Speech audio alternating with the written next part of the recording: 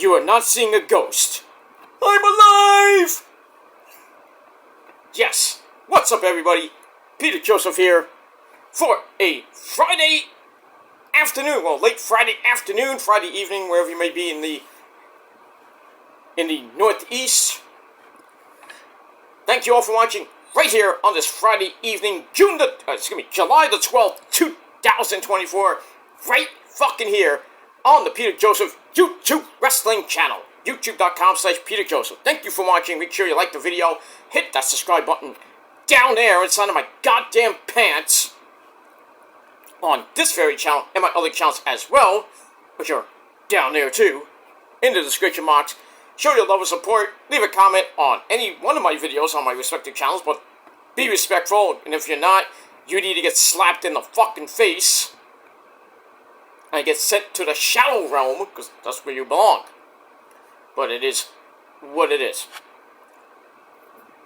And that's that. So, if you're an actual real person, then you can do that. If not, you're fake, and you need to get slapped in the face and taken off the platform, and that's pretty much it. You would be blocked, and if you don't like that, cry me a river, bitch. And that's pretty much it. Don't forget to also share the video all over the internet. Follow me on social media, Facebook, Twitter, and Instagram. And please hit that bell so not all notifications so you don't miss the next video. You miss anything, well, you're just SOL. And you know what that means. That's pretty much it. You missed it, and I ain't helping you.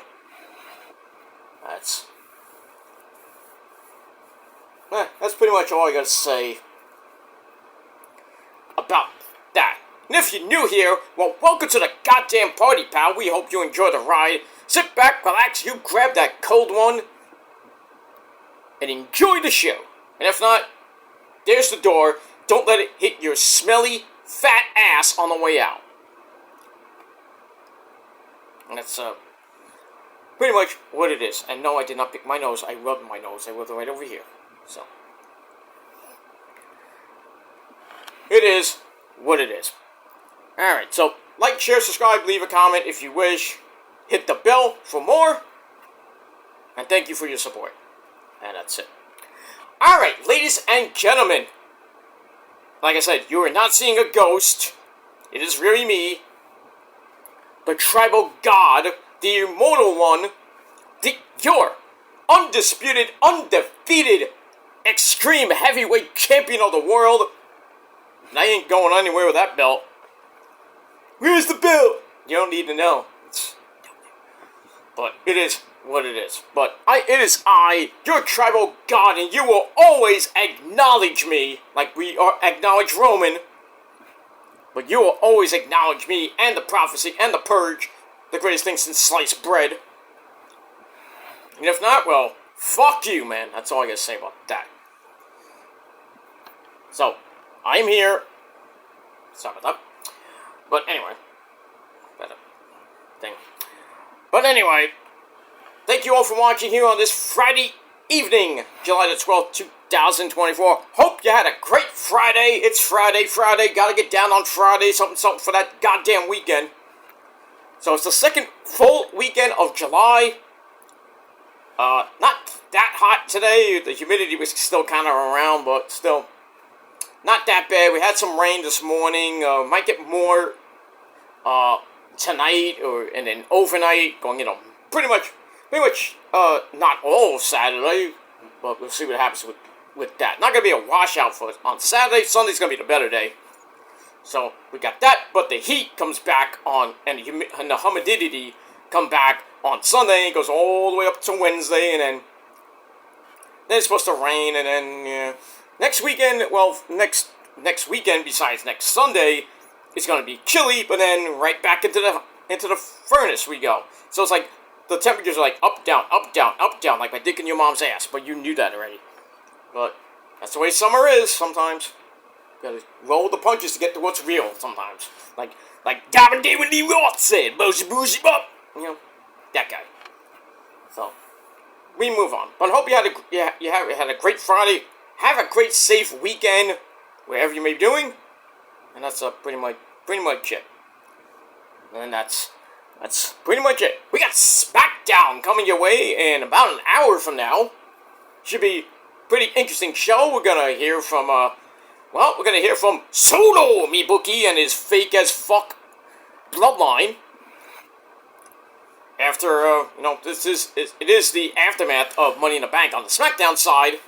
So we're gonna hear from Solo, who pinned Mr. Cody, MDK like Cody, you bitch is not my champion.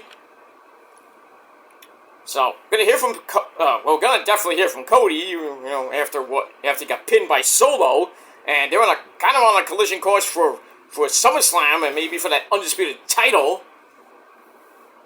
But we'll see what happens with that.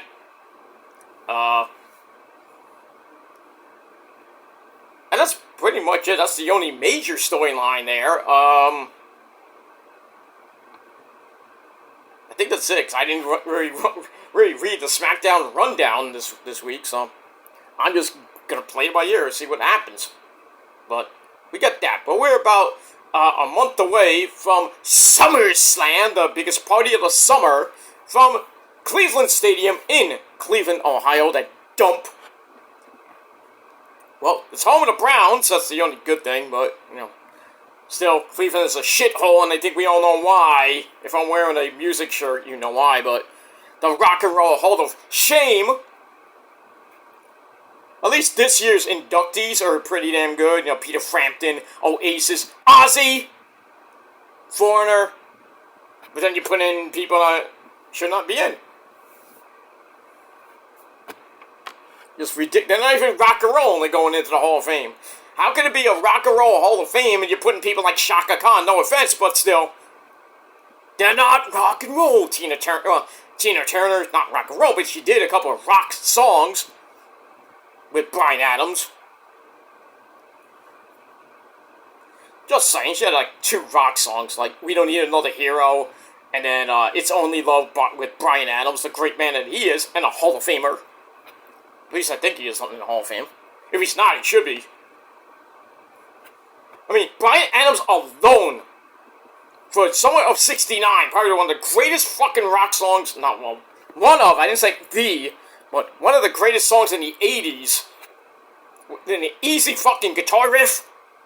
If you can't play Summer of '69 on guitar, there's something wrong with you. I can play it in full. 100%, by the way. Not on Guitar Hero. No, real life shit. Oh, why don't you show us? Well, my guitar's in the shop. But it is what it is. I'm getting it back soon, but I did it this week, so I have to get it next week, so.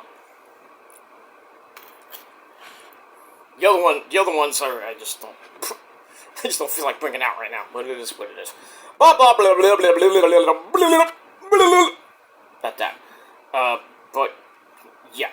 I am not fond of Cleveland. I hate Cleveland as it is with the Rock and Roll Hall of Shame. If I ever went there, I'm going to piss on the grounds of that fucking thing.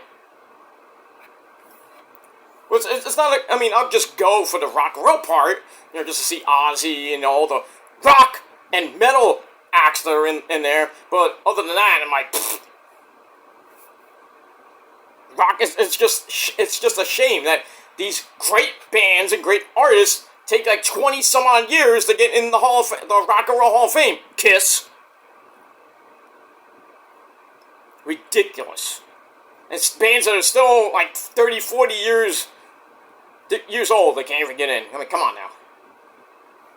I know in this moment I'll probably not get in on the first try in 2030, which is 6 years from now. They're not going to get in on the first ballot, but they'll get in eventually. If it takes them another 20 some odd years, they'll get in. Because Beautiful Tragedy is going to be 25 years old in 2030, because it came out in 2006 or 2007, I think. And it's usually 25 years after your first album you can get nominated for the Rock and Roll Hall of Shame. They'll be on the ballot. Will they get in? Depends who else is on that ballot in 2031, 2032. But got a long way to go for that. But I mean, it is what it is. In This Moment's been a band for 20 goddamn years. Almost next year is gonna be 20 years of In This Moment. That's some good shit. Eight albums in 20 years. I mean, yeah, you like to have like more albums in 20 years, but this is, you go by the In This Moment album cycle. It's like 2.5 years a new album comes out. I mean, God Mode came out last year, so I would say by mid 2025 or 2026, we're gonna get In This Moment version 9, the 9th album. And all of them are close. Well, Maria's going to be 47 this year, because she's a year younger than me. And most of the other members of the band, minus Randy, I think is near 50. All the other members are in their 40s, so, I mean, they're going to still kick ass for the next 10, 15 years at least. Who knows? Who knows? Who knows what's going to happen in the next 10 to 15 years within this moment, so. I mean, God Mode did pretty good. Sales-wise, they did pretty good. But if you haven't watched The Purge, which has I haven't checked lately, but last check was over 3 million views. 3 million plus, I should say. And we're just waiting for Sanctify Me video to come out. When is it coming out? Come on! I want that video to come out. We've just been waiting for it. When is it coming out? It's July the 12th, guys! It's been I don't know how long since the Purge video came out. I think it was almost a year. Maybe getting close to a year since that video came out. They should have put Sanctify Me out right 2 months, 2-3 months after that.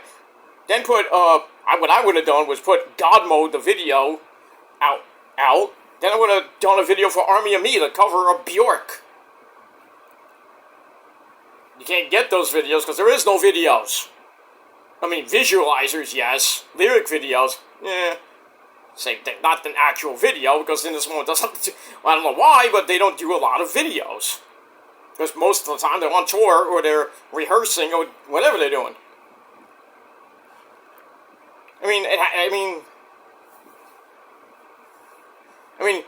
Most of the albums they've done, the videos for those albums, they've been about 1 to 2, maybe 3 at most. Beautiful Tragedy had 2 music videos for Beautiful Tragedy and Prayers. The Dream, technically, the original version, not the Ultraviolet version, had 1 video for Forever, but then the Ultraviolet version came out. When that came out, they had Call Me, which is now part 2, so technically 2 videos for The Dream.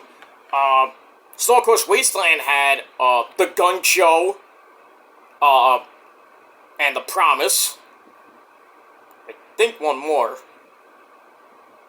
I gotta think. I think it was just 2. I know Gun Show and The Promise. I'm thinking of there was 1 more. But, it'll come to me later. And then Blood, probably their best album, second best album, in my opinion, is the second best. Because I always go old school on the first album, so. But Blood had the title track, Blood. And then, they had, Adrenalize Me, which was the second video. And then, that was pretty much it I think they had 2 videos for that album. And then, Black Widow just had Sick Like Me, as far as I know that one. Yeah, I think they just had 1. And then after that was, Ritual had Oh Lord. And, I think something else off that album. Roots, that's 2, so they had 2 on that album. Mother had 2, which was In Between and As Above, So Below. So that's 2. So now, God Mode, we already have the Purge video, and eventually, sometime this year, gonna have Sanctify Me. I like to have at least 1 or 2 more videos from that album. Which ones? I mean, you can pick and choose which ones. What I would do is probably go do Bjork. Not do Bjork, you know what I mean. But I would put out a video for Army of Me. I mean, but there's so many bangers on that album. Just, you know, you can put, Sanctify Me. You can have God Mode, the title track of the album. You can have I Would Die For You, it's at the end of John Wick 4. So technically it is a music video. You don't see the band, obviously, but... So technically, if you want to be technical, but... That's that, and, what else?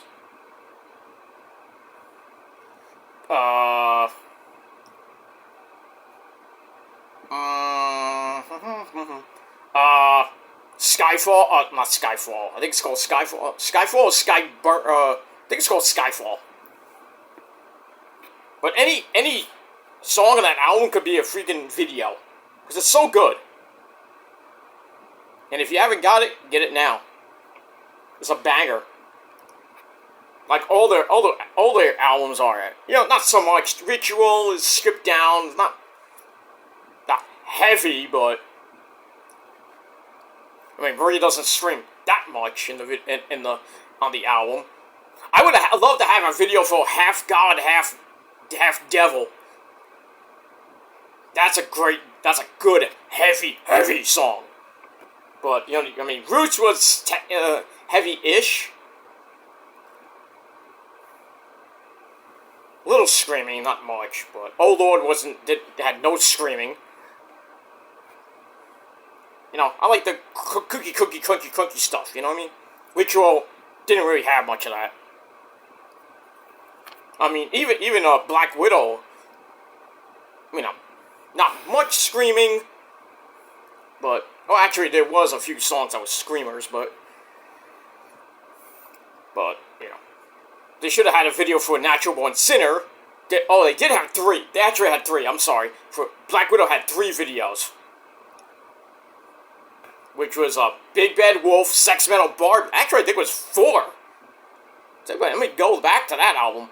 Yeah, Sex Metal Barbie, Sick Like Me, Big Bad Wolf, that's 3, and... shit, now I lost my mind now. I think it was 3, pretty much. Yeah, Sick Like... I gotta think again. Sick Like Me, Sex Metal Barbie, Big Bad Wolf, that's 3. I think there was a 4th video, which should have been Natural Born Sinner, but they did the Fighter. Of course, that's 4. So that's the only album that has 4 videos. And usually, when you do music videos back in the 80s and some of the early 90s, most bands put out like 4 videos, the main hits usually. Like Metallica. Well, not so much Metallica, but... Yeah, but usually when you get a good album, you usually get like 4, maybe 5 videos. Unless you're Def Leppard, but, yeah. That Pyromania... not so much Pyromania. But Hysteria had like every fucking song, almost every song on that album was a video. Pour Some Sugar on Me, Rocket, Animal... One of my favorite videos. I mean, there's so many on that album. It's just insane. Put some sugar on me. Good stuff. I mean, Def Leppard was like that next to Duran Duran, or as we call him, Duran. Beavis. No, not Beavis. Shut up, Beavis. Shut up, butthole. Beavis. Anyway, well, yeah, I like albums that have like multiple fucking videos. I don't care about the lyrics. I want actual music videos. I didn't know the bands are always busy because they're on tour. They gotta promote the albums, so they don't have much time to go into wherever they're gonna do the music video from. But I am waiting for Sanctify Me to come out. I think we all are. All us In This Moment fans, we're ready for that video to come out so our ears and eyes can bleed and our brains will explode. That's what In This Moment does. And if you don't like In This Moment, well, just as my metal sister Maria Brink would say, fuck you, man. Or as my metal brother Chris Howitt would say, if you don't like my band, well, fuck you, man. Pretty much it. Anyway, moving along from that. Oh, so yes, I had my minor surgery today. It went pretty well. I was there for like 2 hours, but that's the wait time. Actually, I got there early. I got there right before noon, and I had to fill out some paperwork, forms and shit. Then I waited till about around 1:15ish. So I was there for about an hour because my appointment was at 12. But I had a lot of people was there, so I had to wait, which sucks. So, long story short, got in, had to get undressed, get in the hospital gown and everything. Shorts. I had to wear shorts underneath, which is weird. I should just wore the whole freaking gown. But any case, then I had to wear one of those surgical hats, which I look ridiculous in. Oh, you wish you were there, right? No, but. So I did that, and then it took me to kind of like the recovery room / waiting area, another waiting area, and I had to do my vitals and everything. I had to tell them what I'm allergic to. So I did that, and then my pain management doctor comes in. I didn't even think he was doing the freaking procedure. I thought I was just gonna go in, and some other doctor was gonna do it, but he was there, calm me down because I was nervous as fuck. Because I don't care if it's minor surgery, it's surgery. Not like I was gonna die! Getting a little, injection, if you will. And that's all it was.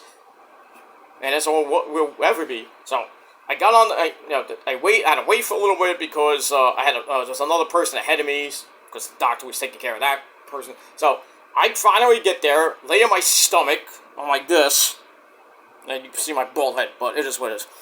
I'm lying down, and then they put some, numbing. I could have got sedated, but I didn't want to. I wanted to take it like a man. So, yeah. Imagine me being sedated 24 hours ago. I wanna be sedated. Yeah. No, I'm not gonna be drugged up and on the anesthesia. I'm not talking about Metallica anesthesia, but it is what it is. So, they numbed my back, my lower back, right near my ass, because it really should have been upper back, but it was lower back, because I have the scoliosis, right around my mid to lower back, so I got that. So I'm just waiting for the shot, and then my doctor's like, okay, Pete, we're gonna inject you now. I'm like, oh, goody. You're not going to feel anything. It's going to be a little pinch. So, I just waited. Little pinch. And I just waited for the injection to go in. It was a steroid. Yeah, I got injected with steroids, brother. I'm like, Hulk Hogan, now look at my arms, brother. This 24-inch pythons, brother. No, not that type of steroid, but it was a steroid to deal with my back pain and everything. But, so that was that. And then my left leg, right where my calves and down, it was throbbing. As soon as I got that shot, oh shit. I was like, I felt it. I moved a little bit, but doctor didn't see it, but anyway. So that was that, and then I think after that, I felt like my doctor going like this to my back. Push the button. No. And then after that, he gave me another I think it was another shot, but that was the medication shot. So I don't know why he would give me 2 shots of steroids, but all in all, I got that. Then my leg dropped. My left leg dropped again. I was like, what the fuck? But in any case, then I waited a little bit. They put the Band-Aid on me. I can't show it right now because it might be a little graphic, and I don't want to get my channel struck. But so I'm not doing it. Sorry. So blah blah blah blah blah. Long story short, after that, then they said, okay, Pete, we're gonna roll you over. I'm like, roll me over? Why? Oh, we're putting you on the stretcher. I'm like, oh, okay. So they put me on the stretcher, wheeled me into the recovery room. I was there for like 15 minutes. Took my vitals again. I had a humongous headache. I felt like my brain exploded. My neck almost went stiff. But then, that was pretty much it. I had to wait for some paperwork. And then I just waited to get discharged. And I got discharged, like I said, 15 minutes. You know, nice woman, not that type of, well, the nurse that took care of me originally before I went in for surgery, she was looking good. But it is what it's like. She felt like around maybe my age, a little bit younger. I didn't ask, I didn't want to. But any case, then afterwards, the nurse that was in the recovery room, you know, me and her were just laughing up a storm, and then there was another nurse that took me back to where I had to, you know, get dressed and everything, to get my phone and, you know, whatever I had on me. You know, we're walking, she's grabbing me, you know, I had to walk slowly because, you know, I just came out of surgery and shit. So I go, I'm with her, and nobody's in the hallway. At first, but, you know, I'm walking, it's like, I feel like one of those movies where I'm going down the hall to my execution, and I go, bring out your dead! And everybody's like looking at me, what the fuck?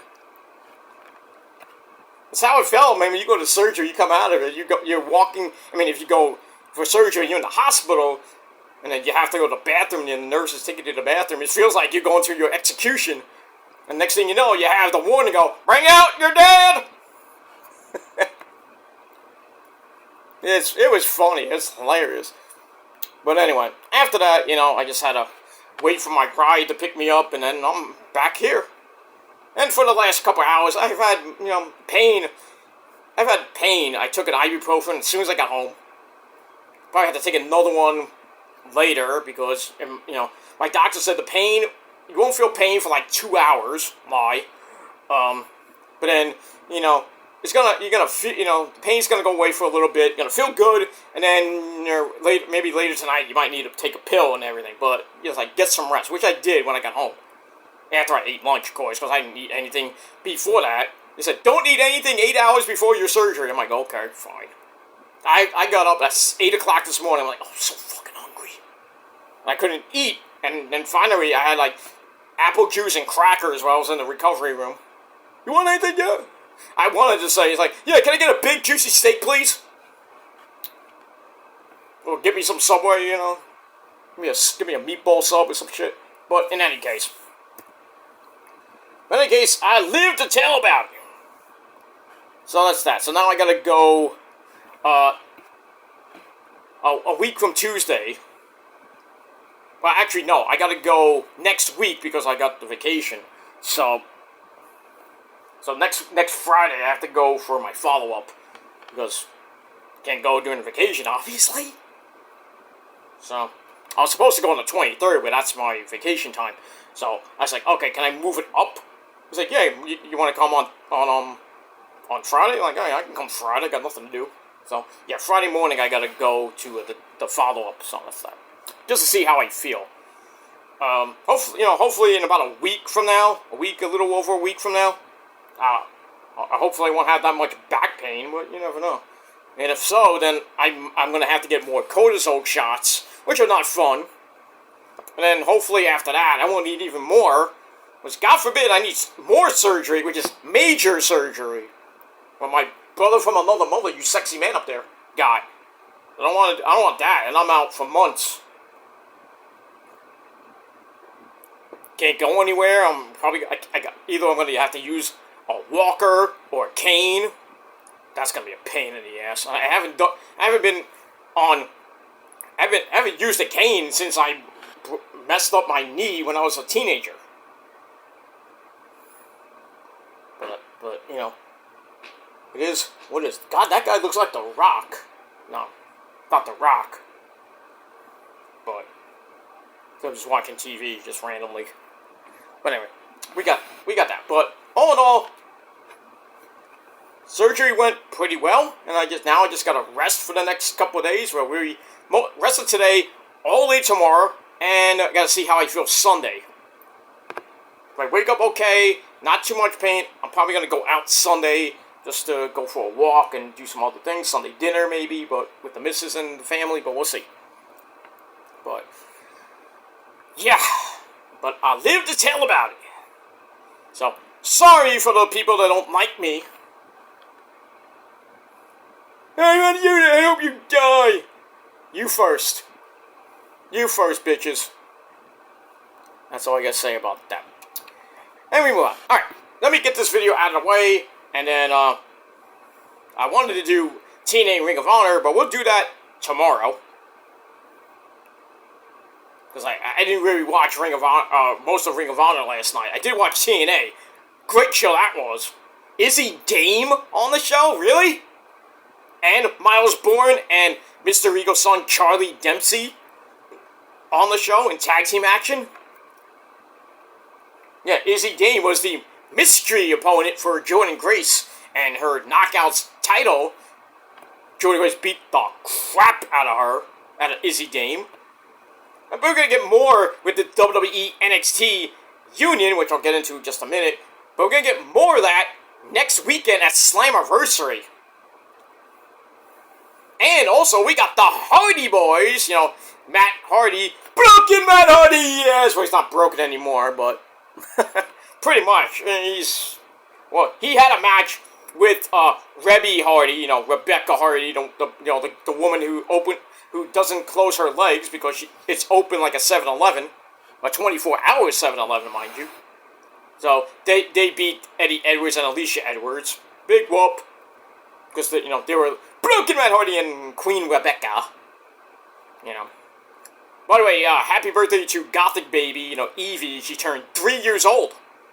Oh, those terrible threes, Rebecca. You know all about that, because you're the other 3 kids you have. Matt Hardy, you are a lucky man. That's all I got to say about that. But he's got so much money, he could have 50 more kids if he wanted to. But then again, God forbid, you think Rebby's gonna pop out 50 kids from that vagina? Come on now. Some people will be calling her a whore for real. I mean, even though she was a whore because she did Playboy and all that shit. But she's a nice lady from New York too. She's Puerto Rican. No one else is hot from New York and it's Puerto Rican? Selena Vega.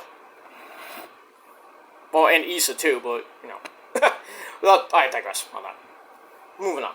Alright, so the Hardy Boys are coming back, Jeff Hardy, dude! They're back next week in tag team action, player. I guess who? I don't know. I think they might have one more tag team title run left, and it'll probably be the Impact Tag Team Champions. Pfft. Not that they won them enough. I think they won them once or twice, anyway. Remember that whole thing where they basically won every tag team title?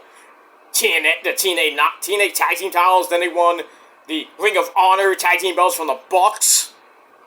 I remember that show. I wasn't there, but I remember because I watched it. Manhattan Mayhem, what number was that? 7? There was 7 because I was at 8. I wasn't at 7 because I was working that day. Sucked! I couldn't get off. Pissed me off. But anyway.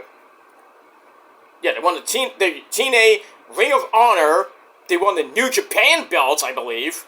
Then they won the the AAA CMLL tag team belts. Then they won some other indie belts, and they all lost them. They lost them all after that, of course, because they're not going to hold them all of them. Then they went to WWE at WrestleMania 30. What was that number? Was that 32 or 30? I think it was 32 or 33. That shocking. They won the Ring of Honor belts the night before they went to WWE. It would have have been nice to see the Ring of Honor titles on our WWE program. No, remember this is Vince McMahon stuff, shit. You know what I mean? Yeah, when they came out at WrestleMania 30, I think it was 32 or 33, so I think it was in Orlando. Yeah, the one in Orlando, it had to be 32, 33, no, 33 actually, because 32 was in Dallas. Yeah, WrestleMania 33, when they came out, everybody was like, what? The Hardy Boys? Shit! And they won the tag team, the Raw, I think it was, at the time, the Raw tag team belts. In that ladder match, and everybody thought the New Day was going to be in it. And then like, whoo, we're not going to fight, whoo. And then, the Hardy Boys team played, and everybody in fucking Raymond, I think it was, in Orlando, were just going completely berserk.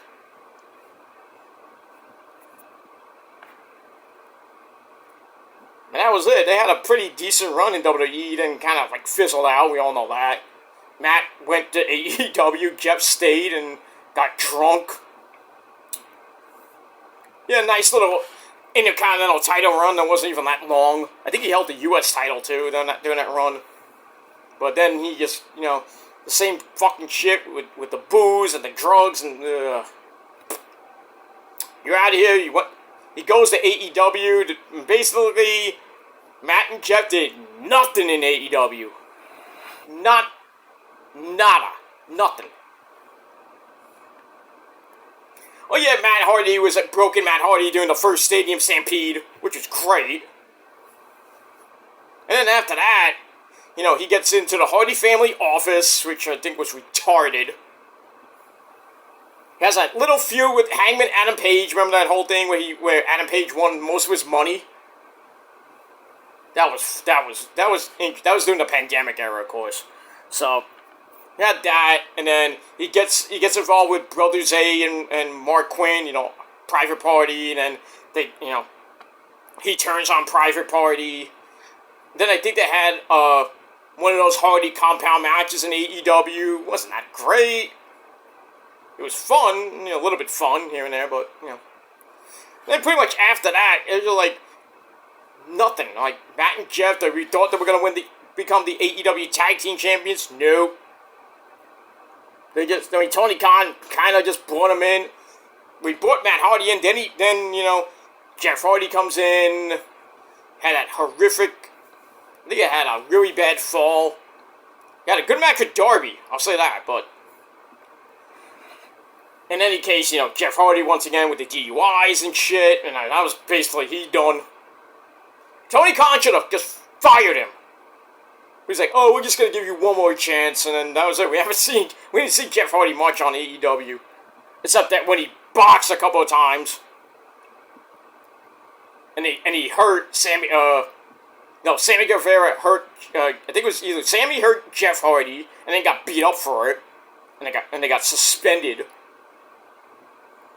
Yeah, it was Sammy. Sammy injured Jeff Hardy, and basically Sammy got suspended for that. Wasn't really his fault, but still.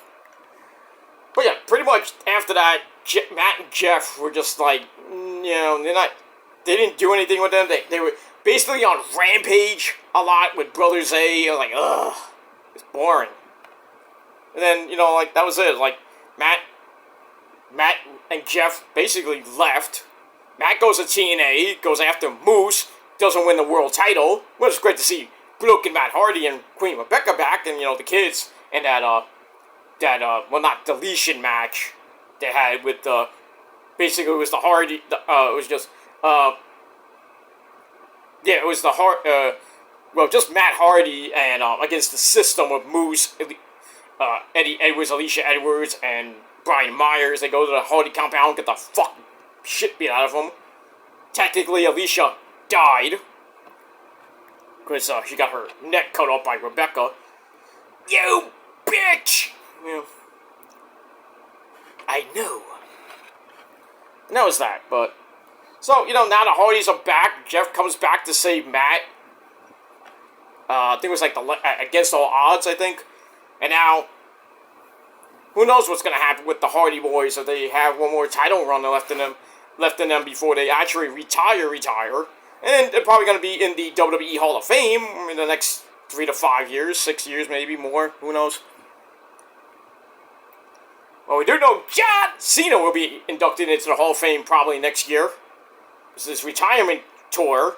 So, got 2 pit stops. Then you got WrestleMania. And then the night before WrestleMania, night 1 on April the 15th. I think it's April the 15th is the Hall of Fame. So, he most likely will be the first inductee. He will headline it.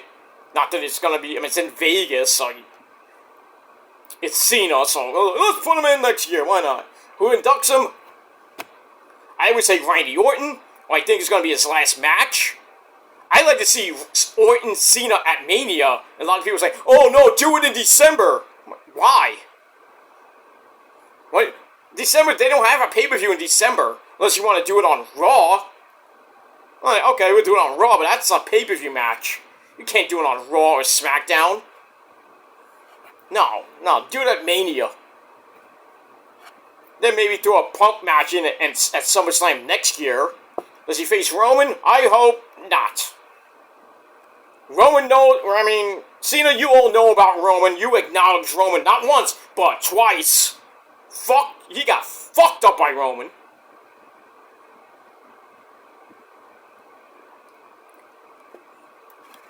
Imagine Cena and Brock. Woo-hoo-hoo-hoo. I remember when Brock fucked him up?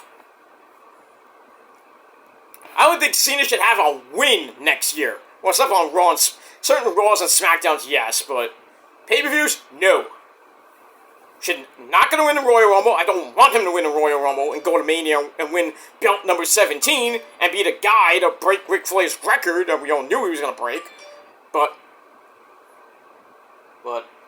that's pretty much it. I do not want Cena breaking that record at all. I know it's his last year, it's his farewell tour, and they're gonna give him the world title or the undisputed title.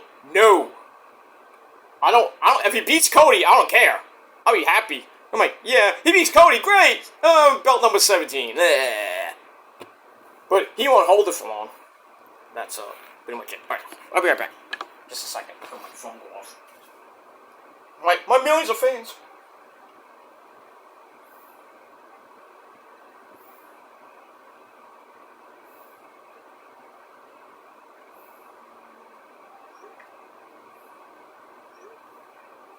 Okay.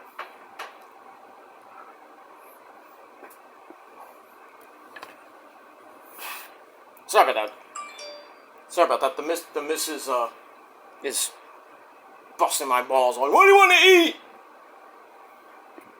I don't know. I had mac and cheese for lunch. I'm like, just make something. I don't give a shit. Make some chicken. Call up my cousin Tony D'Angelo. Get me and get some chicken Parmesan Heroes for $2. But you get it for $9.50. But it is what it is. But we'll talk about Tony D in a minute. Let's get to your NXT review for this past Tuesday, July the 9th, 2024. As always, we are emanating from the Capitol Wrestling Center at Nickelodeon Studios in Orlando, Florida. Alright, this is the Heat Wave Aftermath show. Pretty good, not a great Heat Wave, but we have a new NXT World Heavyweight Champion, and that is Mr. All Ego, Ethan Page. So, we're going to hear from him, see what happens with Trick Willie, maybe getting a rematch, as well. Now, on the road to our, not our next pay-per-view yet, but our next event, which will be August the 6th, I believe, the Great American Bash on NXT. That's going to be on Sci-Fi because of the Olympics. So we got that. The ratings will not be that great, probably. But we'll see what happens with that. But in any case, we're on the road to the Great American Bash. We're going to see what matches might be on that show. And then after the Great American Bash, we're on the road to September. Am I right? I think it's it's September. I forgot. Well, we got No Mercy coming up. No, that's in October. I was right. October, I think it's October the 3rd. We got, no, I'm sorry. I'm getting my things mixed up. October is Bad Blood returning. That's Hell in a Cell, basically. But NXT... Alright, we got NXT, No Mercy. I think it's in September, but I forgot what date it is. I'm not gonna look it up, but...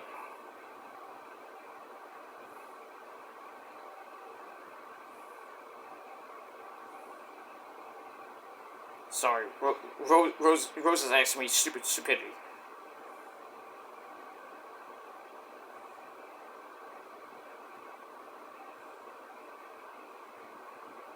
So, you know, one of my friends is like, "Are you going to the next indie show?"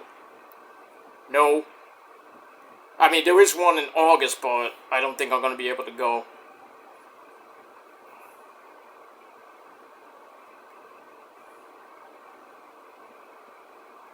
I'm sorry, I'm doing this live, but I didn't want to.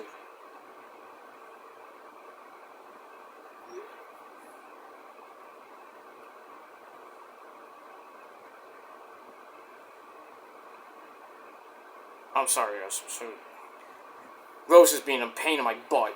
Stop texting me! Okay.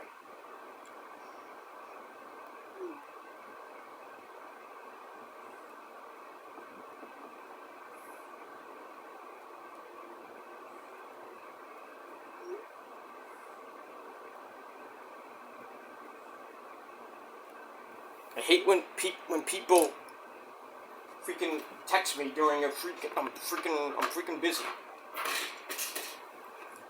I'll talk to them later. Leave me alone! God damn it! Talk to me when I'm watching. No, you know, I hate getting interrupted by text during freaking SmackDown too.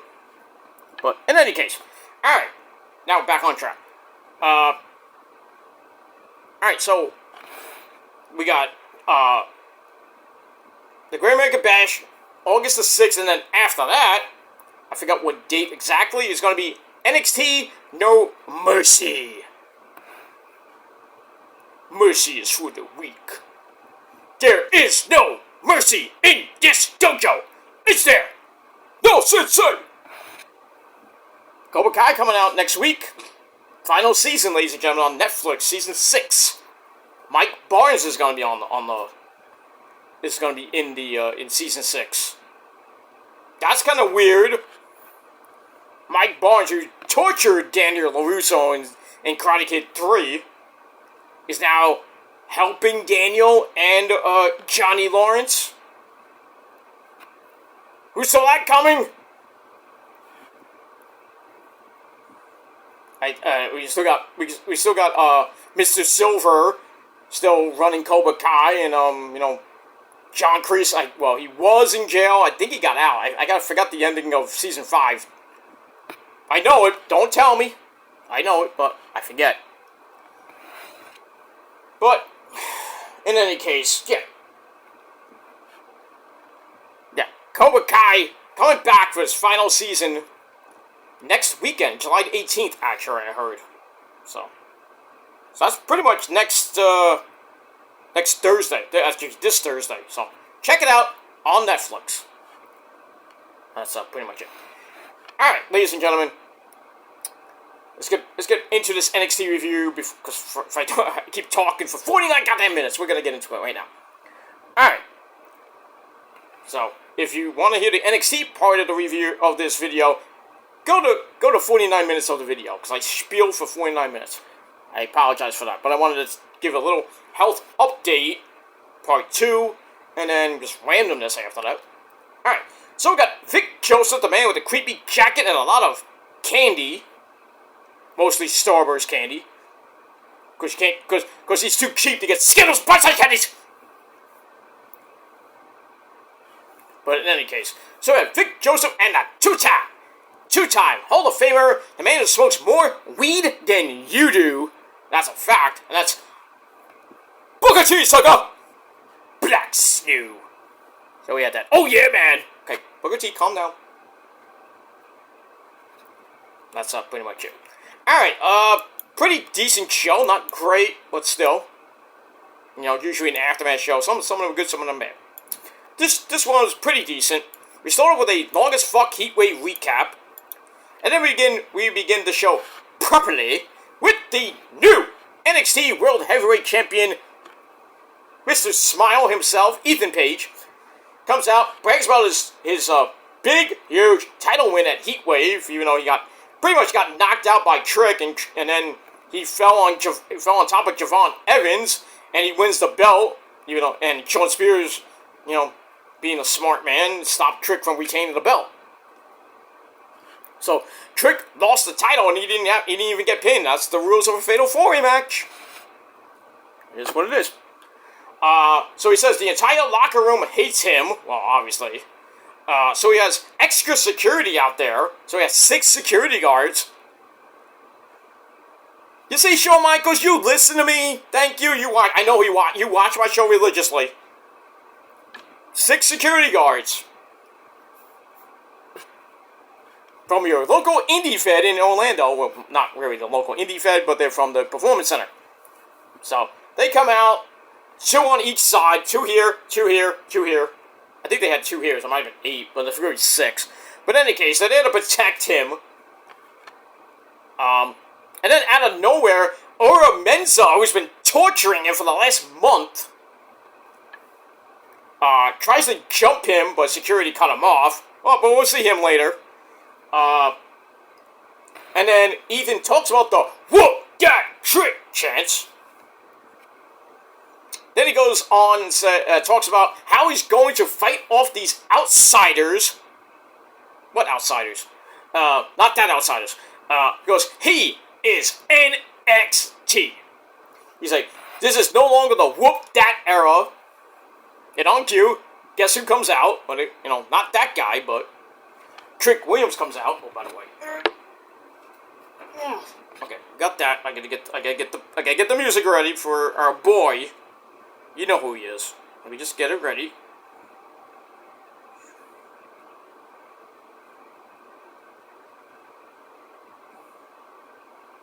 I'm getting it ready. I'm not going to play it right now, but I am. Let me just make sure I have my thing. Okay, we're good. Alright, so, I'll just put my thing in. Alright, so, Trick Willie comes out, the former champion, asks for a rematch, because he's entitled to it, and Ethan Page's like, nah, you don't get one, you don't deserve one. And then the chairman of the board, Sean Spears, comes out and says, hey, Ethan, you owe me a thank you for basically saving Trick from breaking up your pin. He's like, I can't let Trick have a rematch because Trick is going to the back of the line. And then the young OG, Javon Evans, comes out. I'm like, are we getting a rematch? Are we getting a Fatal 4-Way rematch for the belt? Well, no, not really. Javon Evans comes out and is like, hey, I should get a title shot too. This ain't Oprah, you get a title shot, you get a title shot, you get a title shot. We all get title shots. So, he comes out to interrupt. Then, as we all know, big fight happens between everybody. Trick and, like we saw at the contract signing, Trick and Javon Evans clear the ring. And I'm like, yup, we're going to get a tag team match, player! And it was made official during the break. So we got Javon Evans and Trick Williams, taking on the NXT World Champion Ethan Page and the chairman of the board, Sean Spears. Or so we thought. But we'll get to that in a second. Alright, so I get that first segment, 3.25 out of 5 stars. Went off and running on NXT.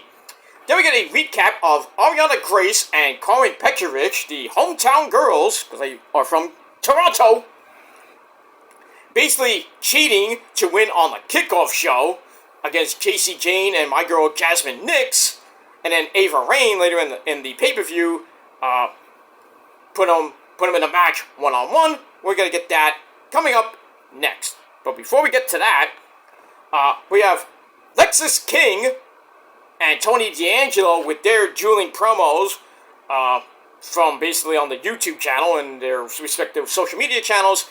They're all ready to go Tony D is defending the Heritage Cup against Lexus King. So see what happens with that. We move on with that. Alright, then we go to our... is this our first official match? Yes, it is. Alright, our first official match, Carmen Petrovic taking on Ariana Grace, son to the Malilla's hot daughter, and Stack's hot girlfriend, you lucky bastard. Well, they're both Italian, so... it is what it is. Stax likes that spaghetti. No, I really should say spaghetti. Have you tried the veal? Don't ask how that came out of my mouth. Somebody asked me that one time. Long time ago. It was like, hey, Pete, have you tried the veal? Meaning... Like, veal? That's fish. That's fish food. I'll get that one. I always like fish food. Anyway. Alright, so this match, boring as fuck. 2.5 minutes. We get back up. Both of them got jobber entrances. Why didn't they have Carmen's epic freaking entrance when it has that like cartoon like an anime type entrance, and then she just comes out like, I'm gonna kill you with my katana. They don't do that. We just see her mid freaking entrance. Come on, HBK. Come on, Shawn Michaels, you idiot, you freaking hiccup-bottom. Come on now. Anyway, so, near the end of the match, Carmen sweeps the leg down, yo son. Then sets up a spinning kick to the back. Ow. 1, 2, 3, in over 2.5 minutes. Carmen Petrovic gets the win in a match I didn't give 2 flying fucks about. So I gave it 2.25 out of 5 stars. And that's it. And then after the match, Fallon, don't call me to the dawn! Hendry comes out and attacks Carmen for pretty much no reason. And then we see JC Jane and Jasmine Nix, who I think came out during the match. She tells them that she is sick of these rookies. So, the bully treatment. I'm a seasoned veteran! Get out of my fucking federation! You rookie! I hate that shit. Alright, we get that. Alright, after that, we get to the sit-down interview between the resident virgin, Brooks Jensen, and Ava Raine. Now, for those of you who don't know what the hell this is going on, well, Brooks Jensen supposedly got released after, pretty much got released, but then Shawn Michaels says, no, he didn't get released after him and Josh Briggs basically broke up. Jensen went on a humongous tirade, started drinking, and, posting ridiculous social media posts. I told you it was a work from the beginning. So he does that, and then Shawn Michaels like, alright, we're going to give him a second chance. He's going to sit down with Ava Raine and discuss his future. So he's there, he apologizes for his actions, says he cracked underneath the pressure.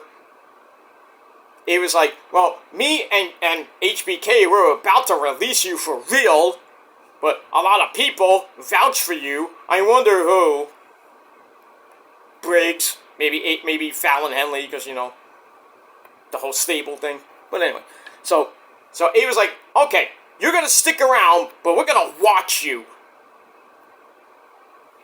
And Ava's like, you need to remember there, Jensen boy.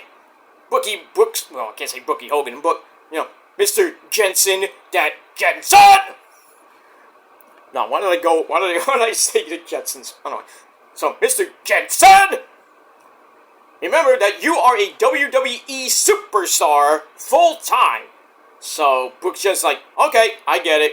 I gotta act accordingly because I'm a superstar. Where's Joey Styles when you need him? Superstars! The wrestlers! Because they're wrestlers. Because pro wrestling is a sport! We don't call them sports entertainers. We're superstars. Ugh. He's a great wrestler! We call them superstars. Stupid. I agree with Joey Styles, too. That whole shoot promo he did in, I forgot what year that was. It was like way after ECW WWE pretty much ended.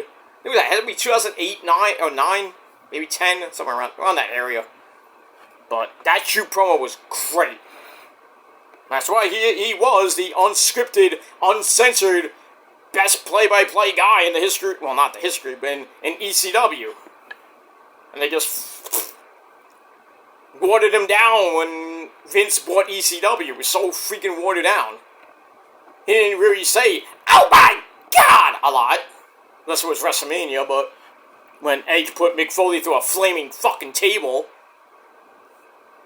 And then really, a little bit on ECW, WE on, that horrible fucking thing it was.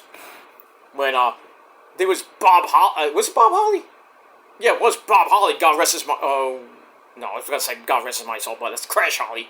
When Bob Holly went through the table, I think he was facing RVD in a hardcore match, and Bob Holly went through the table, and you remember when his back was just sliced wide open?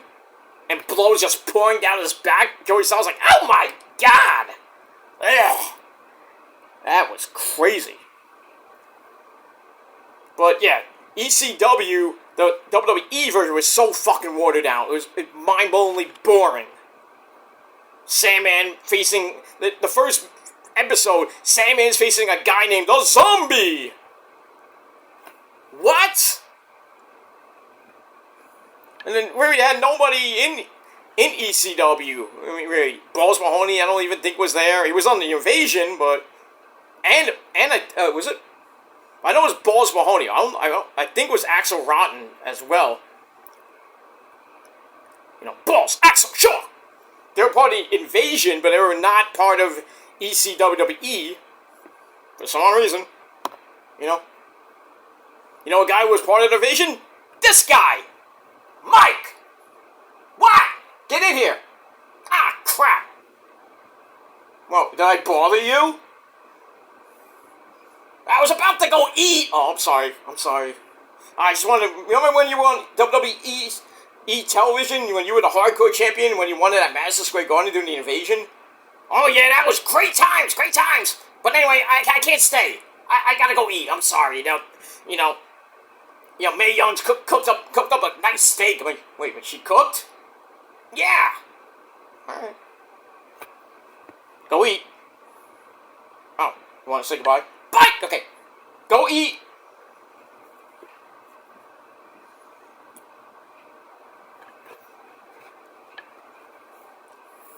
Anyway, but WWE ECW was so watered down. Thank the Lord. I can say thank the Lord. Thank the Lord for Vince's sake and WWE's sake. They didn't get Jerome. New Jack. Oh, if New Jack was in WWE under the ECW brand, for a fact, they would water down New Jack so much. And Jerome don't even give two fucks. He would still cause up a storm. Like Jay Briscoe would have done with Mark Briscoe if the Briscoes were in WWE. But, oh, that's right, the Briscoes were cosmetically pleasing to John Laurinaitis, you fucking idiot. John Laurinaitis don't care about anybody but me, people power, baby! Fuck you. But yeah, New Jack in WWE? No. I want to slice Vince McMahon's head open, motherfucker. Okay, Jerome, calm down, please. Get the sight away from me. Put it away, motherfucker. Yeah, fucking New Jack. If New Jack was in the WWE version of ECW, bruh.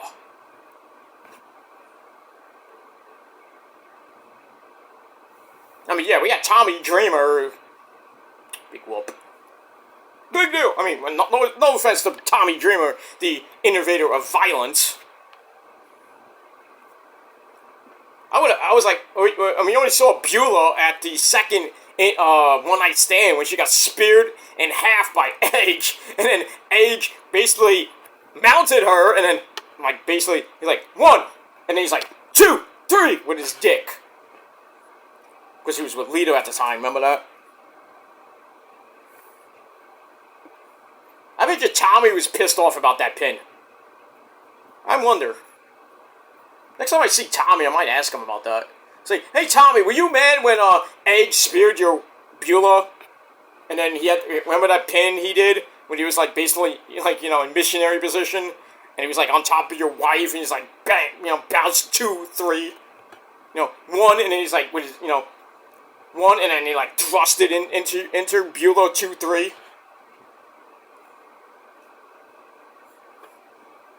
I would have been pissed off about that. I'm like, what are you doing? It's my wife! You fucking maniac. You got Lita. Do that to Lita. Don't do it to my wife. You freaking maniac. Egg stain. Anyway, moving on. Blah, blah, blah, blah, blah, blah, blah. Alright, so, back to NXT. So, Mr. Brooks Jensen is back, but he's under a tight leash. So, see what happens with the resident virgin. Even though he is I think he's got a girlfriend or he's married now. I don't know. And no, it's not a blow-up doll, but still. Good for him. Alright, got that. Alright, so 2.5 out of 5 stars for that. Then we go to the Heritage Cup match with my cousin. Hey, Cuz! Get in here, Cuz. Hurry up. Come in. My cousin. My legit cousin, my friends. Tony D'Angelo. Go finish making the meatballs, okay? Get out of here. My legit cousin, Tony D'Angelo, who makes you a chicken palm hero. Well, for me, $2. For you, $10.50. You don't deserve to get it for $2. Because that's my legit cousin, because we're paisans, Italians, you know, we get it. Yeah. We're good lovers, we make good food. We got it all, man. Yeah. Irish people are cool too. Yeah, I'm like 25% Irish. I'm basically full-blooded Italian, but I have Irish blood in me, but I don't consider myself Irish. I just don't. If I was Irish, I would have red hair. I would look like I hate saying the word, ginger. I'm not looking like Sami Zayn. Oh, wait, he's not. Never mind. I mean, he kind of looks like, you know. He looks like a Irish. He looks like an Irish Cabbage Patch Kid. That's what he is. Oh, by the way, it's his birthday today, Sami Zayn. Happy 40th birthday, Sammy. And then I read something that WWE asked him if they can put something on the YouTube page in their vault. He picks out a match with Generico. Great. I wonder what match that was. Better be with Kevin Steen, Final Battle 2012, anyone. But probably wasn't that one. I was like, oh, let's we can't even put anything from NXT because he only had one match as El Generico when he first started. And then Vince's like, no, we're not going to do the generic Luke Hero gimmick.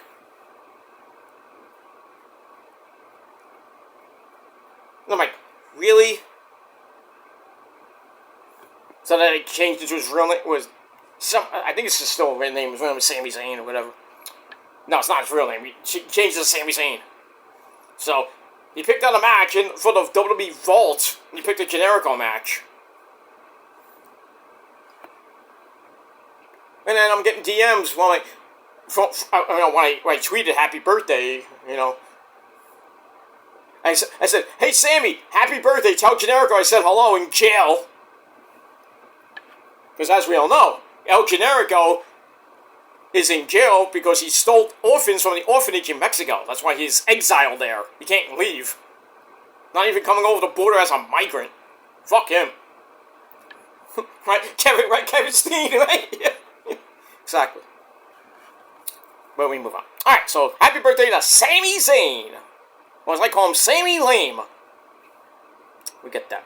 Alright, let's get to Tony D'Angelo and Lexis King. Lexis is by himself, very no second. Even though Eddie Thorpe is on the balcony DJing. Are you trying out for the bromance? You know, all we need is Zima Ion, DJ Zima Ion or Joaquin Wilde to come out, like, and then Robbie E. and maybe Jesse Goddard to come out, and we have a nice bromance reunion. Well, not with Eddie Thorpe, of course. So Eddie Thorpe went from being being Nightwolf to basically DJ Nightwolf. How's that working out? Anyway, Tony D had Luca Crusifino, the Consigliere, Stacks Lorenzo, and Adriana Rizzo in his corner. Match wasn't that bad. First round starts and basically ends in a draw as Tony puts Lexus in a Boston Crab, but then the bell rang, and Lexus is all right because he's saved by the bell. We got that, and then round 2 starts. Eddie Thorpe starts annoying, Lexus doing the thing, which allowed Tony D to grab, forget about it, 15 seconds into the first round, so he's up 1 fall to none. I guess the next fall, he retains the belt. So anyway, we go to break, we come back for round number 3. Tony D suplexes Lexus, but walks right into the coronation. 1, 2, 3, and almost the end of the round. So it's tied at 1 fall apiece, going into round 4, and next fall wins the title for Lexus or retains the title for Tony D.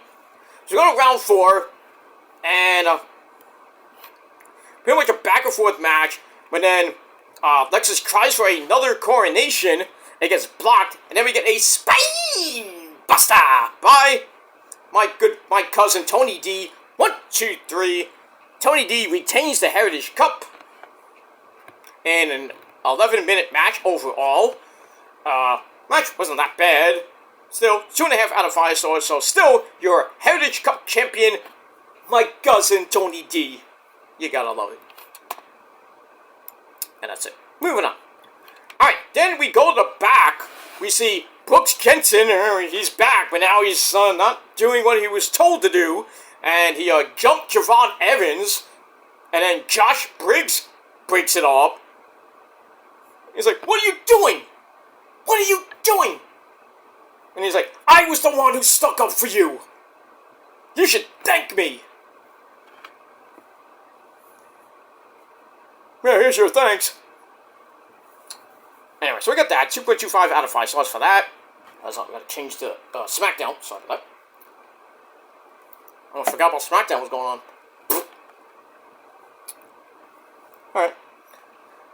Alright, moving on from that. Then we go to the back with Chase U, who did not win the tag team titles from A-Kid and Ben Frazier, the superhero Power Rangers at NXT Heatwave.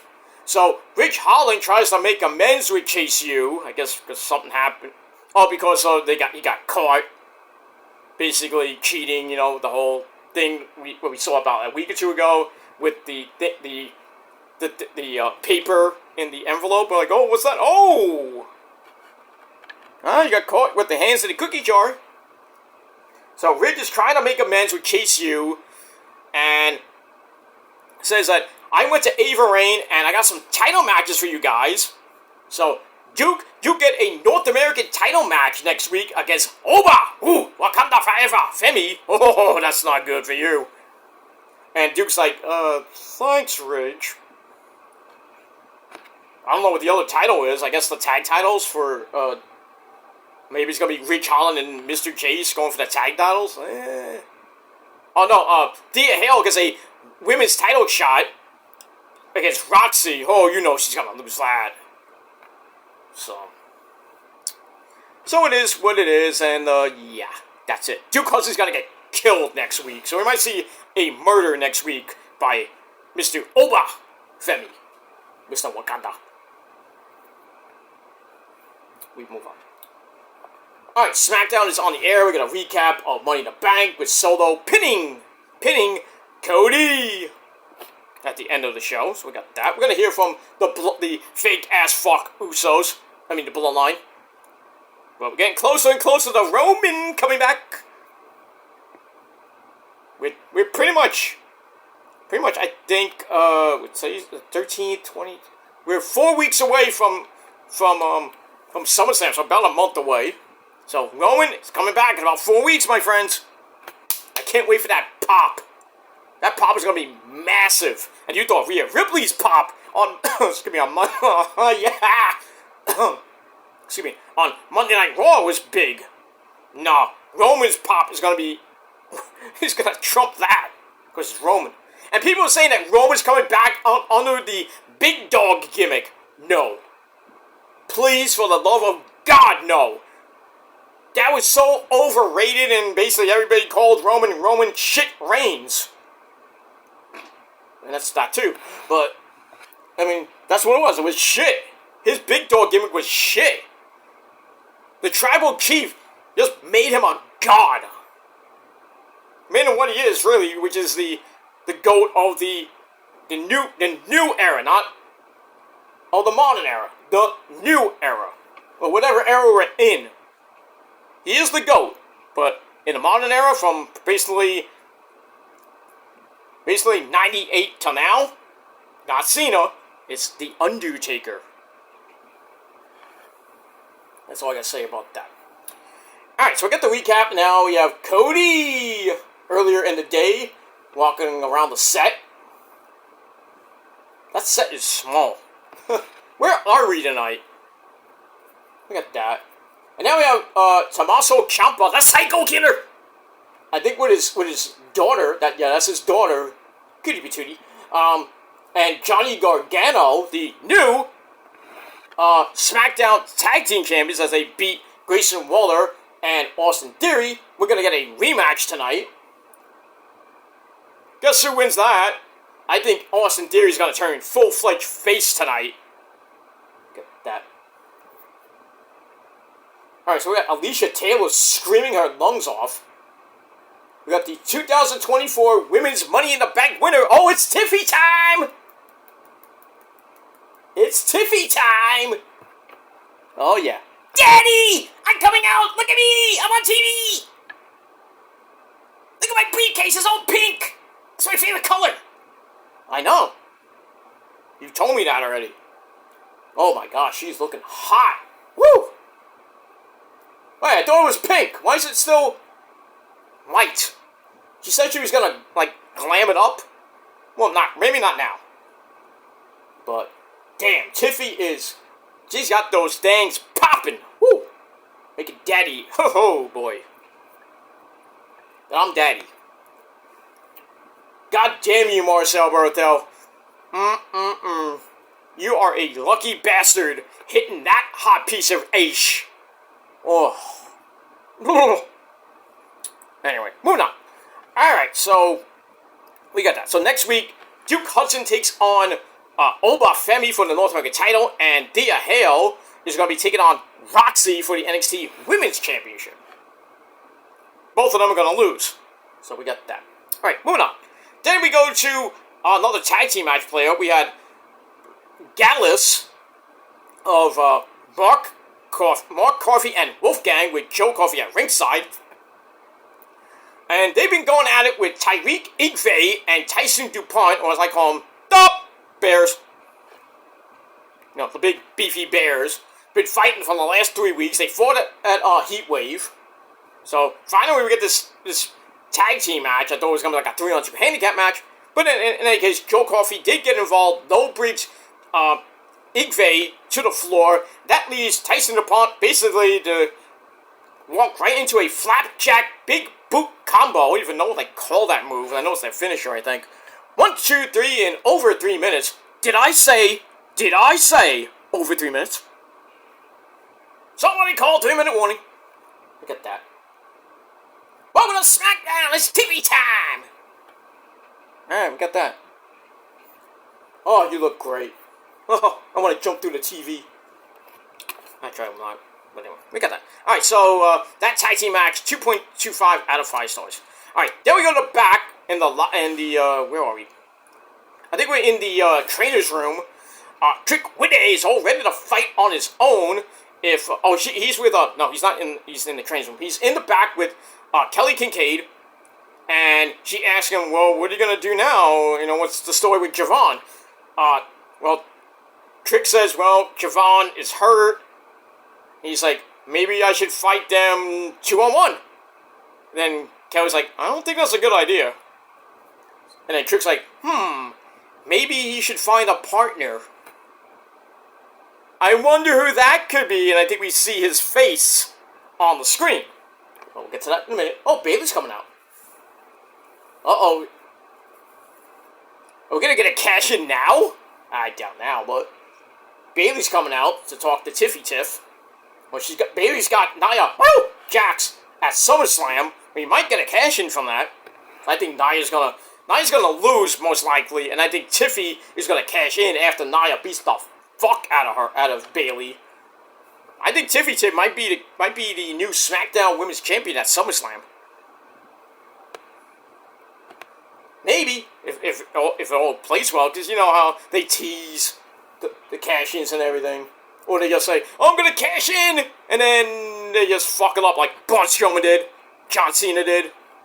And when they said that, "Oh, I'm gonna cash in," they just announced to the champion, "I'm gonna cash in. I don't give a shit. I don't need to wait. I'm gonna do it right now." Braun Strowman lost to Roman. Dumb. And then Cena cashed in. I forget who lost. I mean, RVD called the shot and won. Beat Cena at the first ECW One Night Stand. Thank the Lord for that one. Because if Cena would have won, we would have rioted. Blah, blah, blah, blah, blah, blah, blah. Looks like Tiffy Tiff's going to be in action tonight. She's in her gear. Why not? Anyway, we got that. Alright, so Trick Willie is looking to find a partner, and you might have to say his name. Well, we'll see what happens with that. Alright, 2.5 out of 5 stars for that. Alright, then we get Wesley coming out and addressing his future. Saying, like, I don't know where I'm going to go from here, but this isn't like my normal losses. And then he's like, maybe, just maybe, I'm going to be out of here. I'm going to pack my things up and leave. And Nia Jax is coming out. Yeah, figured. Nia Jax is facing Mia Yim tonight. Big deal. We got that. So he's about to leave, and the fans are like, please don't go. Please don't go. And then we get some weird, interesting, well, not weird, but get some interesting music. And then we have the Rascals from TNA. Zachary Wentz, yes, MSK reunion. You know, Mr. Nash Carter comes back. So I guess they mended their fences. You know how, if Brooks Jensen can get a second chance, you can get a second chance there, Nash Carter. Even though you are a wife beater. Not even a white beater, woman abuser. Anyway, so Trey Miguel comes out for his first time on NXT. So Trey's like, not Trey, Wes like, what are you guys doing here? And the crowd's going nuts. TNA, TNA. I'm marking out my holy shit, it's the Rascals. I didn't think they was gonna even be in NXT because of the whole Zachary Wentz situation. Well, like I said, I guess they mended fences. Cooler heads prevailed. And now Zachary Wentz is going to be back in NXT with a little MSK reunion.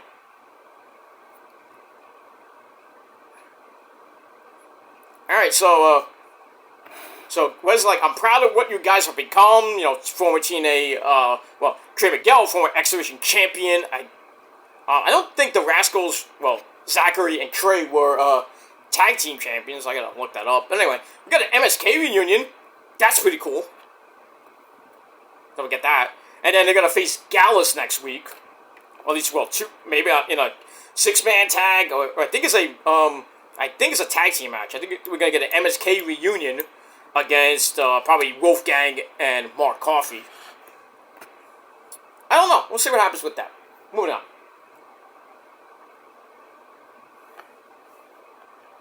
I think Tiffy Tiff's going to attack her. I have a feeling. Alright, we get that. So I gave that 3.5 out of 5 stars. Then we go to Thea Hale taking on Izzy Dame. 3-minute board fest. Did I say 3-minute board fest? Thea Hale makes Izzy Dame tap with a Kimura lock. Didn't care. 2.25 out of 5 stars. And then after the match, we see Oba Femi on the balcony, basically telling Duke Hudson he's gonna kill him next week and retain the belt. It's like, and then Duke's like, don't underestimate me. I am the MVP of Chase U, and I'm going to give you a Chase U ass beating. Right. Oh. Nia's like, push the button. And then Tiffy Tip looked like she was about to break it up. And then Nia attacked her. And then now it looks like we got a 2-on-1 beatdown. I guess Mia Yim's going to come out right about now. I called it too. So Mia Yim comes out with her kendo stick. Ooh. Swung and missed. She almost took Tiffy's head off with that kendo stick shot. Hey, you swung and missed just like the New York Yankees. Boy, they suck right now. The Yankees suck so bad right now. They lost, I think, 2 or 3 from, they lost 2 or 3 from the Tampa Bay Devil Rays, and they're playing tonight at home, I think. I guess who? I don't know. I don't care. I know the Mets are playing they're playing right now against Colorado. They are 19-9. No, not 19. Was it 19? No, they're more than 19, I think. But they have a way better record than the Yankees right now in the last month, basically. Well, during the Grimace era, they're 19-9. So just point that out. But Mets are red hot right now, man. They are red hot. Won another series, they swept the Nationals at home. They're playing the Rockies this weekend before the All-Star break. And please put Lindor and Nimmo on the All-Star ballot. Not on the All-Star ballot. On the All-Star team. What it should have been. Only Alonso is the only starter. Dumb. That is dumb. Really, if you want to... If the All-Star game should be by the fans. Not... I mean, I think it was by the fans, but still, you don't put Lindor and Nimmo on the team. Come on. They're red hot right now. Come on. Stupidity. But in any case, so Yankees are stinking and the Mets are high flying. And they are tied for the third wild card spot. They're one game back of the second wild card, which is St. Louis. 4.5 behind JD's Braves. Oh, guess who's in the rearview mirror now, JD? You bitch. Keep playing like shit. Guess where you're gonna be? Third place.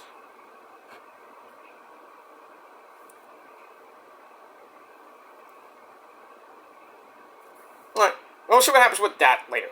Moving on. Alright, so the Rascals are back. They run into Gallows, so it looks like we got a tag team match player.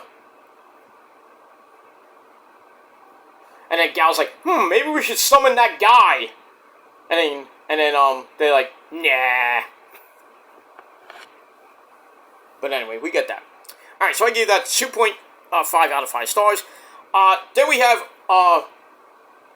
OTM getting ready for their tag team match against the OC, the Good Brothers, Gals and Anderson. But before we get to that, we go to the back. Ava finds Brooks Jensen, starts yelling at him. I was like, what did I just tell you? And then she's like, all right, you want to be a little bitch? Well, you're gonna get Javon Evans next week, assuming Evans is actually fine, which he will be. He can come out crawling to the ring and he'll still have a match. Anyway, so Jensen goes to leave in a huff, but we see him later for some reason talking to somebody. Don't know who it is. But anyway, Briggs comes in, says, all right, so you're giving out matches? I want a match with Sean Spears next week. Okay. Didn't you guys fight already? I don't know. Anyway, I gave that 2.25 out of 5 stars. Alright, then we go to OTM versus the OC. Holy shit, what happened here? The OC got the fucking shit beat out of them. It was insane. I mean, it just feels like Mia Yim's like losing almost every week. I mean, she had a great showing in that ladder match. Was it the... Yeah, it was the ladder match. I think not the ladder match. That hardcore match with Jada Parker last week. We got that. But she's basically jobbing. And now they brought in Gals and Anderson, who I thought were going to become NXT Tag Team Champions. No. Not at this rate. They lost to Lucius Price and they lost to Lucius Price and, I can't think of the other guys. Why am I drawing a blank?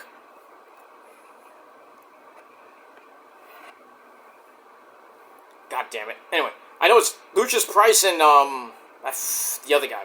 Oh, Bronco Nemo. And basically, Gals and Anderson got the shit beat out of them. What?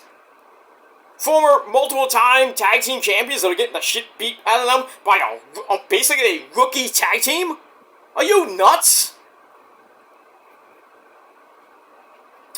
Anyway, they lose in 5 minutes after a release Alabama slam. Pins Carl Anderson in basically under 5 minutes, so we get that. Alright, now we got Byron Saxton. Ooh.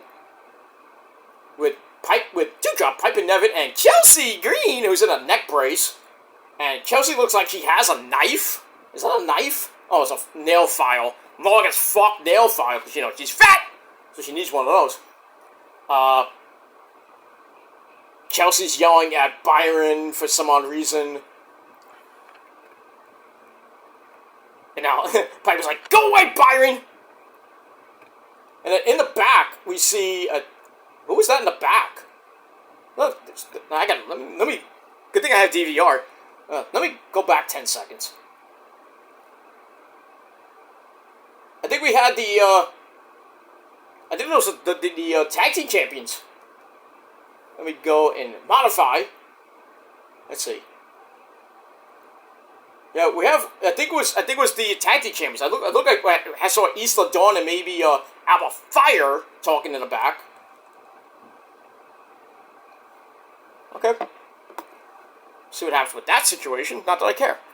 All right. So anyway, so yeah, OTM wins with a release Alabama slammer on Carl Anderson. Get the win. Match I didn't care for, but it was great to see Jada Parker's hot ass.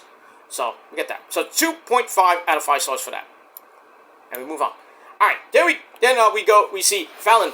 Don't call me Dawn Henley. She wants a women's North American title match against Kaylani Jordan, and would have had a better showing against Sol Ruka.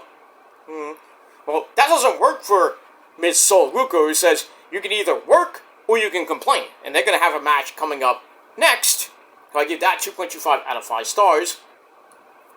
But before we get to that match, we go to the dreaded parking lot, where basically Catchpoint 3.0 basically put Damon Kemp in the back seat of their car, and basically write him off. Though we don't say that, he got released.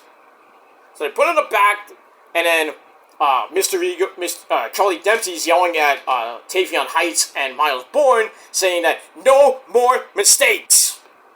Forget that. And then they were about to get in the car. Yeah, they're about to get in the car, and then we see Matty Rankowski pop up out of nowhere. He's like, I didn't see anything. Right, we didn't see anything, right. Alright, so I get that 2.25 out of 5 stars, and that's it. Alright, there we go to Sol Ruka versus Fallon Henley. 5 minute match, wasn't great. 2.25 out of 5 stars. Casey Jane and Jasmine Nix come in for a disqualification. So, Sol Ruka wins by DQ. And then after the match, Sol Ruka gets beat down 3-on-1. Nobody saves her. Where were you, Kaylani Jordan? We get that. By the way, WWE is doing gonna have house shows in Mexico, and Stephanie Vacour, who just signed to NXT, will be on those shows. So they are really putting her right in front. Like, that was quick. Obviously, we're not going to see her on TV just yet. Oh, imagine they put, even before they put Julia against Roxy, they put Stephanie Vacour to win the belt from Roxy. I think it might be a bad idea. I'd rather have Julia win the belt at the Great American Bash, then at No Mercy, you bring in Stephanie Vacour. That would be an epic match at No Mercy. Sign me up. That's that. Now we're playing piggyback. Dong! Ding, ding, dong. Anyway, we got that. Alright, so that match I gave 2.25 out of 5 stars, so Ruka wins by DQ, then gets beat down by Fallon Henley, JC Jane, and my girl Jasmine Nix. Alright, then we got that. Then we go to NXT Anon, being creepy once again. Kind of catch Tatum Paxley in the back, talking to a doll and says she's going to play with Izzy Dame. Then she rips the head off the doll. That's creepy. That's creepy. Sir, you need it on the bridge. Knock next time. Knock. Did you see anything? No, sir. I didn't see you play with your dolls again. Good. Good old Spaceballs. Moving on. Alright, so we got that. So it looks like Tatum Paxley and Izzy Dame are going to have a ridiculous, boring feud. Moving on. Alright, then we see Ava Raine come out of her, well, she's outside her office, and then Cedric Alexander comes out. What? And he is officially part of NXT. Yeah, because he didn't do anything on SmackDown. He's basically in catering with Ashanti the Adonis. So, he's back, he's in NXT, along with Ashanti Adonis, because Mr. Stone comes in and says, hey, I just signed Ashanti Adonis! And Stevie Turner's like, what? I don't get this union with Stevie Turner and Robbie E. I don't get it. I know they're trying to one-up each other, trying to get into the good graces of, be the assistant GM, I guess, to Ava Raine. I don't like it. I think it's stupid. For Stevie Turner's sake, Robbie E, I could care less, but still. Anyway, so Ashanti the Adonis and Cedric are in NXT because they need seasoning. I don't think they're going to be a tag team. I would just split them up. Put Cedric in that North American title picture. That's what I would do. As for Ashanti, who gives a shit? I should have released him. I mean, Shit Row basically was gone. They released Swerve. He goes to AEW. He's the champ now. Flop Dollar, AJ Francis is the digital media champion for now, and when he loses the PCO at Slammiversary. He's in first class with Mr. Rich Swann, the guy that goes, oh, not long with Sue Young, you bastard. That's my chick. Anyway, blah blah blah. So 2/3 of Shit Row. Take that back. 2/5. 2/5. Which is not even 50% of Shit Row is gone. So all you have is B-Fab, who he just comes out with the Street Profits, Angelo Dawkins and Montez Ford, still part of the Pride. They're still calling them that. I don't know why, because Bobby Lashley is injured, I think, with his shoulder, or some type of injury. And they're still calling them the Pride, which makes no fucking sense. B-Fab just out there with the Profits, just looking pretty. And then Cedric and Ashanti were just stuck in catering, eating Titus's mighty good steak. Because you know how Titus Catering... Well, it's not even Titus Catering anymore, because Titus ain't there either. Oh, he's just still an ambassador. But, yeah, Titus Catering got an upgrade. Remember that? Remember we saw that? I think it was like last week or two. Otis is eating in catering, and he's like... It looks like a freaking restaurant. Like, catering, he's eating a big juicy steak and potatoes or something, whatever he was eating. I'm like, damn, did Titus Catering get an upgrade? Holy shit, I want to go eat. I want to go eat there. Damn. So, get that. So now, they went from basically Titus Catering, now they're in NXT Catering, which isn't even that great either, probably.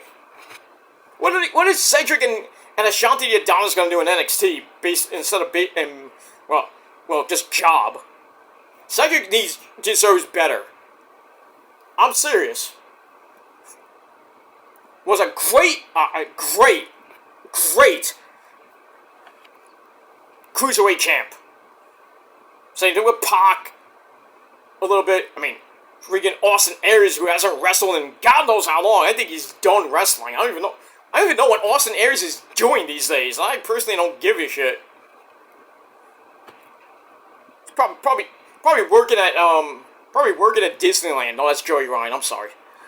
Anyway, yeah, he's working the Jungle Cruise, the Jungle Cruise ride in Disneyland or Disney World. Wow, he went from basically getting no money to basically getting no money. He was in PWG. He was a legend in PWG. PWG Tag Team Champions with Candice LeRae. And then basically got his ass kicked by the Bucks and Kevin Steen and the rest of Mount Rushmore, both versions. And then he goes to TNA and basically didn't do good there either. They just didn't like him at all. I'm like, what are you even there? I think he was on Gut Check. Well, Nia Jax basically annihilated Mia Yim. That was basically it.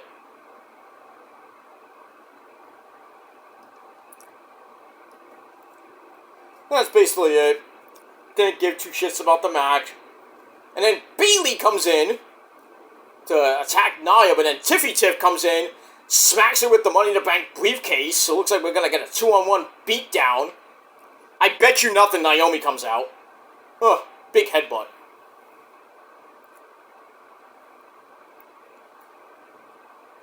And now Nia's basically going to annihilate her. Well, yeah, double team. Nia squashes Bayley in the corner, and then Tiffy Tiff with a very nice spine buster. And then Nia comes off the rope with a big, fat leg drop across the titties. She's down and out, Tiff! Freaking cash in! She's down and out, and Tiffy's like, oh, I'm celebrating! But no, I'm not gonna turn my back on Nia Jax, because she's my bestie. We're gonna get a tease. I feel it. I feel it. I know it's gonna happen. She's like, oh, I'm your bestie. I'll never cash in on you. Right. She's like, yeah. Go to the back. Go to the back. Go to the back. Go to the back. You're getting it. We're getting a tease. We're getting a tease. Oh, Nia's like, oh, don't you know? No, you don't. No, you don't. And then there's a referee. Come on, Tiffy, do it. Are you gonna cash in? I hate when they do that. They tease the cash in, and they're like talking to the refs. Like the refs, like, do you want to cash in? Do you want to cash in? Do you want to cash in? 5 minutes of that, and then we get nothing. And then when they actually want to cash in, then the referee goes to the freaking ring announcer. Then he's talking like 5 more minutes about like, yeah, Tiffany Stratton is going to cash in the Money in the Bank. And then just wait, and like, God! Like, just ring the fucking bell! Alright, so we got a tease. And Nia Jax said, nope, no, you don't do it. Hey, Roman was on. I saw Roman. We got the fake-ass Usos with another freaking, promo. Basically saying, we had it all. We were on top of the world for basically 3.5 years, and Roman, lost, and he's gone. He's never coming back. Now I'm the tribal chief. You ain't no tribal chief. You're not my tribal chief. And now he talks about, they show them beating the living shit out of the wise man, basically putting him out. And then Jacob Fatu comes into the group. And then we saw last week where basically, besides Heyman getting taken out at Madison Square Garden, and basically everybody else acknowledged Solo as the tribal chief of the group. And then we saw at Money in the Bank that 6-man tag team match where the Bloodline just beat the living crap out of Randy Orton, Kevin Owens, and Cody, and Solo pinned Cody. So that entitles him to a title match against Cody. That's probably going to be at SummerSlam. So we're going to start the road to that, and probably hear from Cody later. It says by the end of the night, they're going to acknowledge him. They're going to acknowledge the Bloodline. Yeah, okay. No, I'm not acknowledging you, Solo. I can acknowledge that you're an asshole, and you're going to get your butt handed to you when Roman comes back at SummerSlam. Alright, we got that. Now we'll see what happens by the end of the night. Hey, it's Baron Corbin! What are you doing here? Baron Corbin's got a match. Against who? Probably one of the... I don't even know who. Okay. Hey, Baron Corbin's a face now. He's like high-fiving people now. It's the Teletext Spello! Oh, he's teaming up with Apollo Crews to take on the Mexican Wolves, Angel Garza and Humberto Carrillo.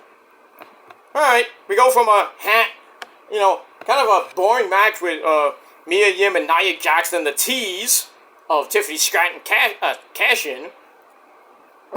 We go from that, then to a decent fake-ass fuck Usos Bloodline promo.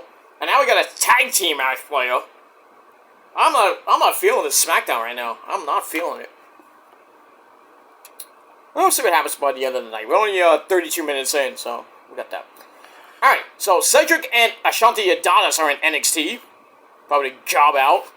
Being catering tomorrow. That's that. Alright. Then after that, we go to your main event of the evening. We go to your main event of the evening. Ethan Page, the NXT champion, and Shawn Spears. They take on Trick Willie and... Well, that's not what I wanted. I hate ads. But anyway.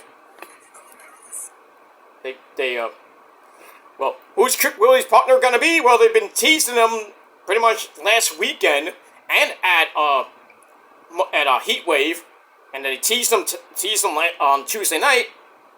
But it's Amen. He appears. I believe in Joe Hendry. I believe in Joe Hendry. Tokyo, America, Scotland, and Paris, and Tokyo. I believe in Joe Hendry. Say it again. I believe in Joe Hendry. Yes. Alright, enough about that. Alright, so they said his name, and he appears. We believe in Joe freaking Hendry, who's in that six-way match with Moose, Steve Macklin, Frankie Kazarian, Josh Alexander. That match is gonna be crazy as fuck at Slammiversary. I would be marked the fuck out if Joe Hendry won the TNA title. He probably won't, but he's got a good shot. But he's got 5 other guys there and Moose. 4 other guys and Moose. But that's next weekend. We'll talk about that later. Anyway, this was a pretty good match. You know, I don't think Booker T liked the match that much. Because at a Heat Wave, somebody had a sign that says, I believe in Joe Hendry, and Booker T took it and ripped it up. You son of a bitch. I guess Booker T doesn't believe in Joe Hendry, huh? Yeah, but you believe in the weed. Anyway. Back and forth match they went. Joe Hendry comes in. He was getting beat up, and then he gets the hot tag to Trick Willie, who cleans house, but then gets rock bottom by Ethan Page. Then Shawn Spears grabs a neck breaker and a double suplex for a near fall. Goes to a C4 and gets countered. And then Trick Willie grabs a jumping neck breaker to put Shawn Spears down. And then Ora Mensa comes out from the crowd and chases Ethan Page out of the ringside area through the crowd, probably out the door. And that basically left Shawn Spears to get basically beat up. Trick Willie brings in Joe Hendry with the hot tag, clean house. Hendry hits his own DDT into the fall-away slam. And then he sends Shawn Spears to the outside where Trick Willie hits the trick shot. Then he throws Shawn Spears back in for the standing ovation, which is a high-angle spine buster. Not even a spine buster, really. It's like a choke slam. But anyway, 1, 2, 3, Trick Willie and Joe freaking Hendry get the win in 10 minutes. Match was, I actually thought it was pretty nice. So, 3 out of 5 stars, and that is it. So, I am really digging this WWE NXT partnership. We're seeing Joe Hendry pretty much every couple weeks. I want to see more of him. So, maybe we'll see him next week. Hopefully. But we'll see what happens with that. And And that's it. Alright, so that is it for... Yeah, that is it for NXT. And I gave NXT a solid 7 out of 10 stars. Let me know what you guys think down below in the comments section. And that's it. I will be back later tonight, a few hours from now, with my SmackDown and Rampage review over on my main channel, KillDemon669. So check it out. Please hit that bell on that channel so when that video goes up, you'll be ready to see it. And that's it. Alright, going back to SmackDown for a second. We got a sit-down interview from earlier today with Byron Saxton and Andrade. Had a pretty good showing in that men's Money in the Bank ladder match, which we all know who won that. Drew McIntyre, who cashed in and failed, thanks to CM Puke. Where we pretty much got all that. Alright, moving on. That's it. And now Melo comes in. Melo Andrade feud? Alright, we got that. We'll see what happens with that. Alright, I am out of here. I'm going to watch the rest of SmackDown, and I'm going to go right into Rampage, and then I'm going to have my sensible, normal dinner. I don't know what I'm having, but we'll see. In any case, thanks for watching. Until next time, if you're not down with that, well, fuck you, man. That's it. Thanks for watching, and I'm out. Peace!